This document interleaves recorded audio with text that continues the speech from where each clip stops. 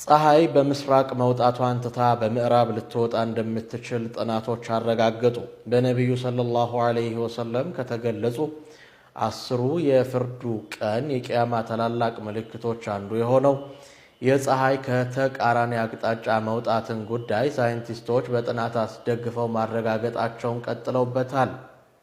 የሲኤንኤን የሳይንቲስቶቹን ግኝት ጠቅሶ እንደዘገበው የምድር ውስጠኛው ክፍል ለአፍታ መዞር አቁሞ ሊሆን እንደሚችልና ወደ ተቃራኒው ሊሄድ እንደሚችል ተጠቁሟል።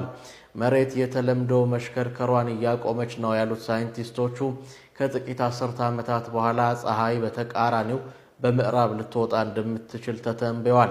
በፔኪንግ ዩኒቨርሲቲ ተባባሪ የምርምር ሳይንቲስት የሆኑት ዩ ያንግ እና የፔኪንግ ዩኒቨርሲቲ ሊቀመንበር ፕሮፌሰር ጂዶንግ ሶንግ በኔቸር ጂኦሳይንስ ጆርናል ላይ ባሳተሙት ጥናት ከ1960ዎቹ ጀምሮ የምድርን ውስጣዊ እምብርት ያለፉ የመሬት መንቀጥቀጦችን አጥንተዋል።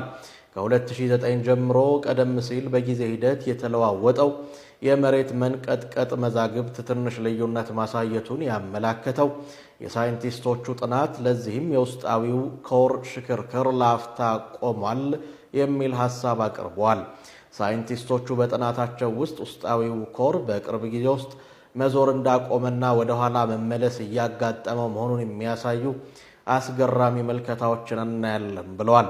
ሳይንቲስቶቹ ተጨማሪ ምርምር እንደሚያስፈልግም ተስማምተዋል። ከቂያማ መቃረብ ታላላቅ ምልክቶች ውስጥ አንዱ የሆነው የመሬት መንቀጥቀጥ የሚታመን ሰው መጥፋት አሁን በየስፍራው እየተመለከትን እንገኛለን።